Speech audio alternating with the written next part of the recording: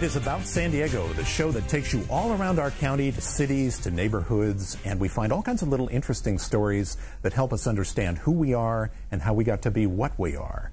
Next stop, a place that really came to life down here after the San Francisco earthquake of 1906. A lot of fishermen, Italians mostly, came to SanDiego and decided this was now where they were going to set up their lives, and they did live, raised families, established a whole community that you can still see today.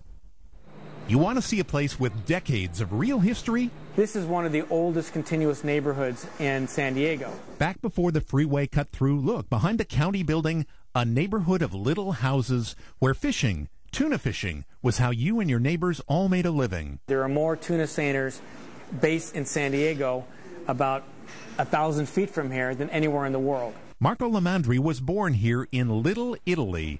Oh, he says other cities have their Italian districts. But what's unique about our Little Italy, and there's about 13 left in the country, is the Italians by and large never sold their land.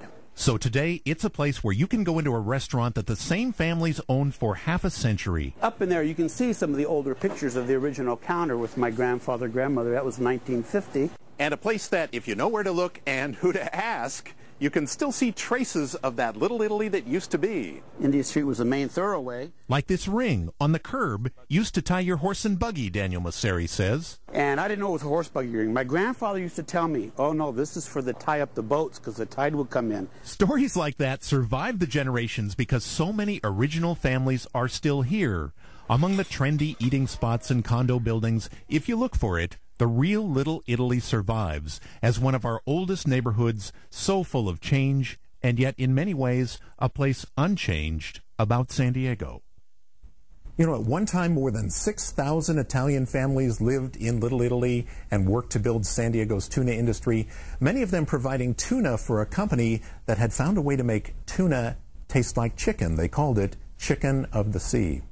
A little over a third of that community, however, was lost when Interstate 5 was built.